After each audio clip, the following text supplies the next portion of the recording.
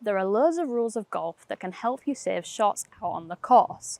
So what are they and how can they shave shots off your card? Let's go find out. If you hit your ball in the rough and it ends up in a plugged lie or embedded, you actually get free relief. Now, previous to 2019, you all only got this in situations where the grass was cut to fairway height or less. But this has been updated in the latest rules update, so now you get free relief if his ball's plugged basically anywhere in the general area. Now, before you would have had to try hack this out or even take a penalty drop if you couldn't hit it, so being able to get free relief really could save you shots out on the course. So in this situation, you would get your nearest point of relief and then a club length, and you actually get to clean the golf ball as well, which is definitely a big advantage if it's got muddy when it's got plugged. So although this might not happen loads in summer, it's definitely something that can come up loads in winter. So it's worth remembering this because it could save you quite a few shots on your scorecard. Now, if you're about to play your bunker shot and you realise there's a stone or any other loose impediments around, you can actually move these. Now, previously you weren't allowed to do this, but this has been released in the latest rules update. So in this instance, there's clearly a stone right behind my golf ball. Obviously, that would be pretty annoying if I had to play it with that there. Like, that's literally where I want to strike the sand. So I can just pick this up and get rid of it, maybe throw it out of the bunker so it doesn't annoy someone else, and then go ahead and hit my shot, which is definitely going to make this net shot a lot easier and probably save me a shot.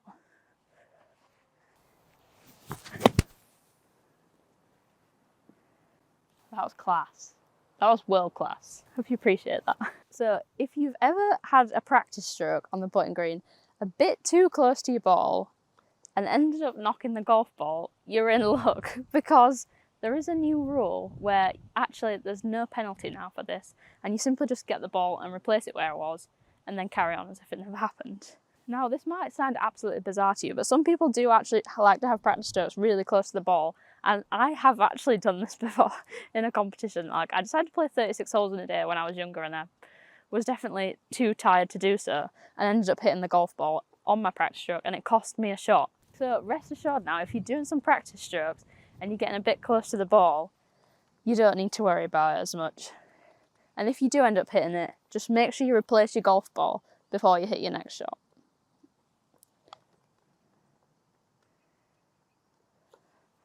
Oh, that was a bit slower than I thought it was going to be. Now, if you've lost your golf ball somewhere and you're looking for it and you're not sure where it is, you are allowed to move stuff around, which could in theory improve the lie of your ball in order to find it. So whether it be in thick rough or under a big pile of leaves, if you move the leaves and they knock the ball, if you move the grass and it knocks the ball, or if you have to move it and it ends up improving your lie, that's fine as long as you're doing it just to find your golf ball.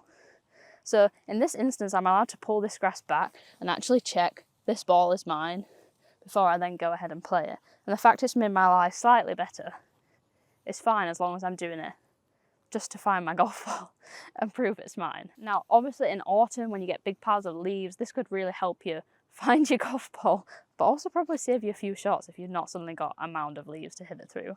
It's definitely pretty helpful. Now, remember, if you're in a situation like this and you still can't see all the golf ball, you can pick it up to identify it, but you must mark it first or you get penalty shot. So that's definitely mine. I'm going to try play some miracle shot now and get it out.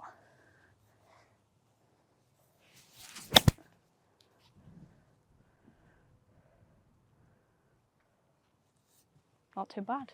Now, bunkers aren't always every golfer's friends, but when you've got a really bad lie, a deep bunker like this one, and a long way to go, it can seem like almost impossible that you're ever actually going to get out, or certainly get out quickly.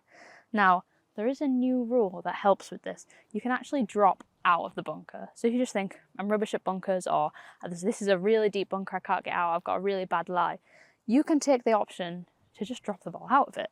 So the rule here is you pick it up and then you take this on the line with where the ball was and the pin. You can go back as far as you want, so get yourself like an optimal distance that you feel like it's easy to get back over the bunker with, and then drop it and you're back in play. Now, this is slightly different to some other penalty strokes because it's a 2-shot penalty rather than 1. Having said that, if you're going to take 4 or 5 to get out of the bunker, actually, dropping it out for 2 is still definitely going to save you shots. So take your drop and give yourself a better shot again on the green.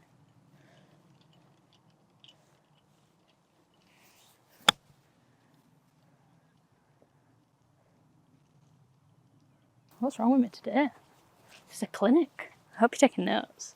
Now, if you're in a penalty area, there's been a few changes to the rules. Before, you couldn't really have a practice swing because you couldn't ground your club, but that's changed. So now we're able to do that, which is really good in terms of kind of figuring out what the lie's doing and how it's going to affect the club. Like, I can really feel that the grass is trying to turn my club face over, so I'm going to open the club up a little bit, and I'm also going to hit it a bit harder because I feel like it's slowing my club down. Now, also in here, there's loads of leaves and stuff that are covering my ball. You can see I can't really get into the golf ball here. Now, these are loose impediments, which I can move now, which you never used to be able to do. So as long as you don't move your ball, you can move these without penalty, which means I might be able to get into the back of the golf ball, which is a pretty good result. So if you want to save yourself a few strokes, do some practice swings to get used to the lie and get an idea of how the shot is going to come out. And also make sure you remove those loose impediments, as long as you don't move your golf ball. This is pretty tasty. Go! It's alright, I can drop it out of that. So if we're on the putting green, we know we can repair things like pitch marks if they're on our line and they're in the way. But now you can actually repair any damage to the green. So you can find that maybe later in the day when a lot of people have played, you can get like spike marks or even just little marks around the hole where people have been walking quite a lot. And that can be really annoying if you know your ball's going to roll right over it and it's probably going to knock it offline, especially near the hole when it's going at a slower speed. So anything like that, you can just go in and repair it, and there is no penalty to that hole. So anything on your line which you think, that's not quite level, I'd like to tweak that, you can go ahead and do so without penalty. It's definitely pretty helpful for getting the ball rolling well. Let's see if I can get this one to the hole.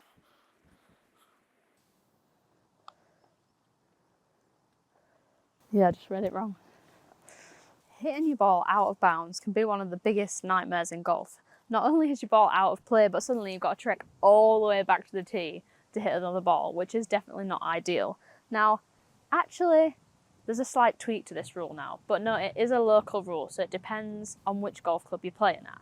Now, this new rule is generally meant for casual play, but what it means is you can actually just pick the golf ball up from here and drop it back in bounds for a 2-shot penalty. So instead of having to go back to the tee, re-hit again, maybe hit it out of bounds again, you can take all that out of the equation. It's going to speed up play and make your round more enjoyable and hopefully save your shots. So literally just pick it up, go back into the course on line with where you've missed it, and then drop it back in play. So that is a 2-shot penalty. Now, no, this is a local rule, so you need to check with your golf club if this is in play and for what level of competition it is in play, because it might not be in play for everything. But definitely for casual golf, this is a really good one.